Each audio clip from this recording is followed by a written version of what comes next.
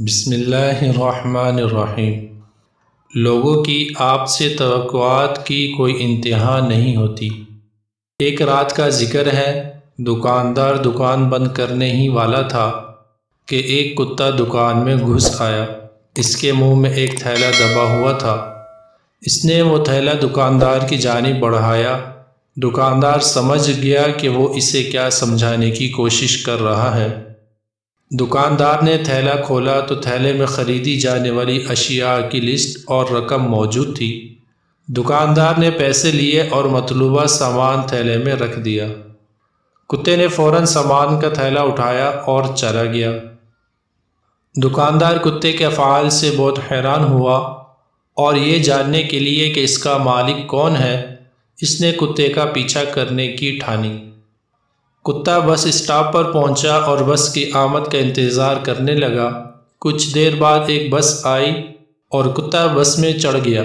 جیسے ہی کنڈکٹر نزدیک آیا، وہ اپنی گردن کا پٹا دکھانے کے لیے آگے بڑھا، جس میں کرایہ اور گھر کا پتہ دونوں موجود تھے۔ کنڈکٹر نے پیسے لیے اور ٹکٹ دوبارہ گلے میں بندھے پٹے میں ڈال دی۔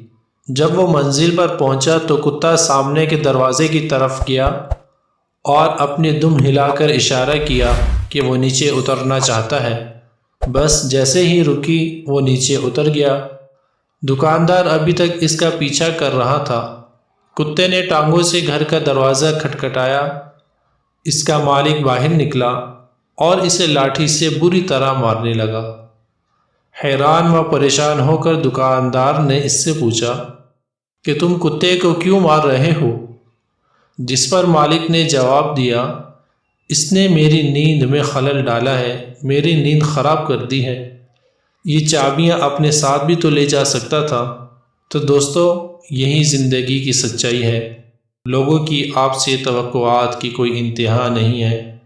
جس لمحے آپ سے غلطی ہوتی ہے، وہ آپ کی غلطیاں گنوانے لگتے ہیں۔ ماضی میں کیے گئے تمام اچھے کام بھول جاتے ہیں۔ ایک ذرا سی غلطی پھر بڑھ کر رائی سے پہاڑ بن جاتی ہے، اور یہی اس مادی دنیا کی فطرت ہے۔